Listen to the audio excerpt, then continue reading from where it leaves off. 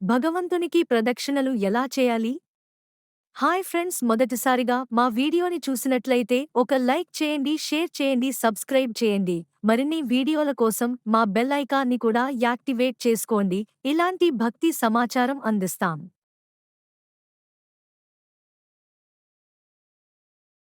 భగవంతునికి ప్రదక్షిణలు సర్కమాంబులేషన్ చేయడం హిందూ సంప్రదాయంలో అత్యంత పవిత్రమైన ఆచారం.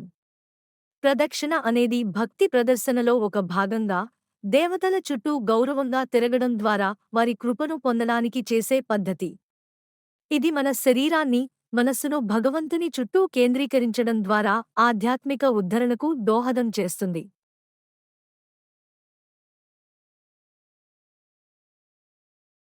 ప్రదక్షిణ అనే పదార్థం. ప్రదక్షిణ అనే పదాన్ని రెండు భాగాలుగా విభజించవచ్చు. ఒకటి ప్ర అంటే శ్రేష్టమైనది, ముందుకు వెళ్ళడం. రెండు దక్షిణ అంటే శుభం, మంగళకరం, జ్ఞానప్రదం. అంటే భగవంతుని చుట్టూ తిరుగుతూ శ్రేష్టమైన మార్గంలో మంగళకరమైన విధంగా కదిలే కర్మే ప్రదక్షిణ.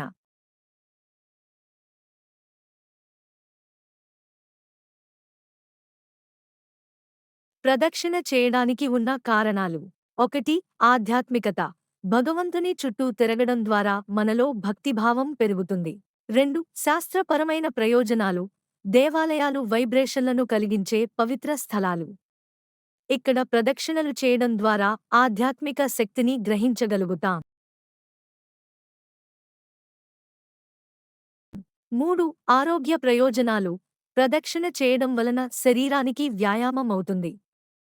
రక్త ప్రసరణ మెరుగుపడి మానసిక ప్రశాంతత లభిస్తుంది. నాలుగు సహజ నడతను అందించడం. భగవంతుని చుట్టూ తిరిగినప్పుడు మన జీవితమూ అదే దిశలో ఉండాలని గుర్తుచేస్తుంది.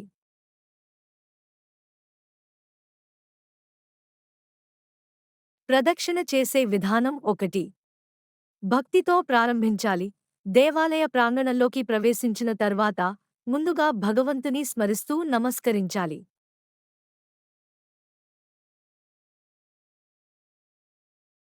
రెండు దక్షిణ దిశలో తిరగాలి. సాధారణంగా దేవతామూర్తిని ఎడమవైపు ఉంచుకుని కుడి భుజం అర్చామూర్తికి తిప్పుతూ తిరగాలి.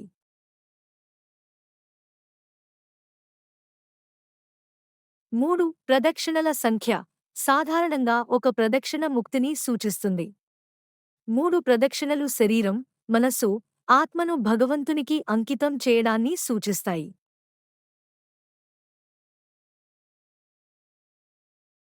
ఏడు ప్రదక్షిణలు సంపూర్ణ సమర్పణను సూచిస్తాయి. 21 ప్రదక్షిణలు ప్రత్యేక శక్తిని పొందడానికై చేస్తారు. 4 మౌనం పాటించడం. ప్రదక్షిణ చేసేటప్పుడు మౌనంగా లేదా భగవంతుని నామస్మరణ చేస్తూ ఉండాలి.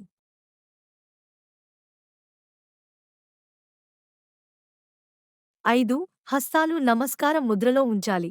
ఇది భక్తి భావాన్ని పెంచేందుకు ఉపయోగపడుతుంది. 6 నిదానంగా తిరగాలి. త్వరగా తిరగడం కాకుండా నిశ్శబ్దంగా, సున్నితంగా, అర్థంతో కూడిన రీతిలో తిరగాలి.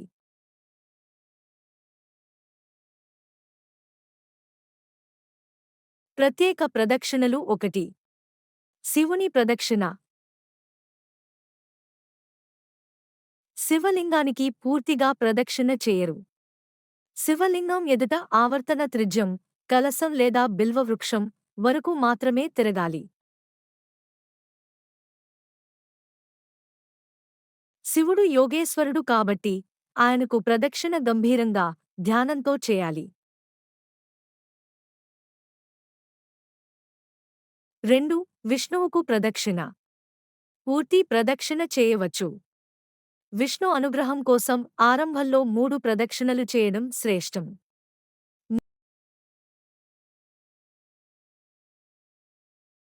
3 గణపతి ప్రదక్షిణ. సంపూర్ణ ప్రదక్షిణ చేయాలి. గణపతి విఘ్నాలను తొలగించే దేవత కావున కనీసం 3 ప్రదక్షిణలు చేయాలి.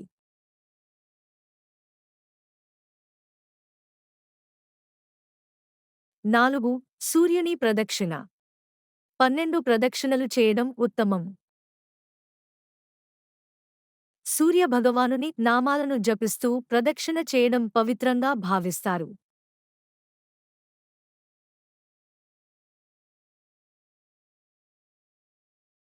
5. తులసి ప్రదక్షిణ. తులసీ మాతను ప్రదక్షిణ చేయడం వలన అన్ని రకాల పాపాలు తొలగిపోతాయని చెబుతారు. కనీసం 3 లేదా 11 ప్రదక్షిణలు చేయడం మాంగళ్యదాయకం.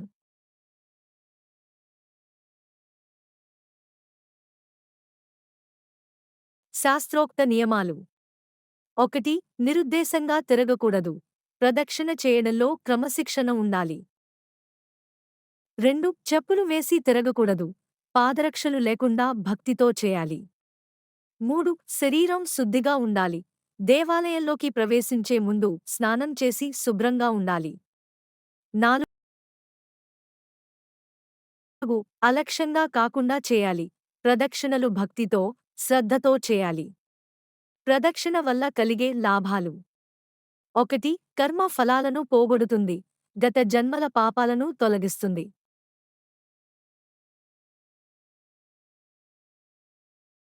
2. ఆధ్యాత్మిక శక్తి పెరుగుతుంది. మనస్సు ప్రశాంతంగా మారి, భగవత్ చింతన పెరుగుతుంది. 3. ఆరోగ్యపరంగా మంచిది. నడక వలన శరీరానికి వ్యాయామమవుతుంది. 4. పరిశుద్ధత కలుగుతుంది. దేవతల అనుగ్రహం పొందే అవకాశం ఉంటుంది.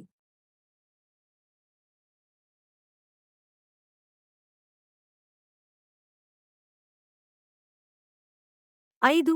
సద్బుద్ధి, విజయం, ఐశ్వర్యం కలుగుతుంది. జీవితంలో అన్ని రకాల శ్రేయస్సు పొందేందుకు సహాయపడుతుంది. ఉపసంహారం. ప్రదక్షిణ అనేది భగవంతుని చుట్టూ తిరిగి భక్తిని వ్యక్తపరిచే అద్భుతమైన ఆచారం. ఇది కేవలం నడక కాదుగాని ఒక ఆధ్యాత్మిక యాత్ర. మనం భగవంతుని చుట్టూ తిరుగుతున్నప్పుడు మనం కూడా ఆయనే భాగమని గుర్తించాలి. భగవంతుని కృపా దృష్టిని పొందేందుకు మన మనస్సును, హృదయాన్ని సమర్పిస్తూ ప్రదక్షిణ చేయాలి. ఈ పవిత్ర సంప్రదాయాన్ని పాటించడం వలన జీవితంలో అన్ని రకాల మానసిక, ఆధ్యాత్మిక, భౌతిక ప్రయోజనాలు పొందగలుగుతాం.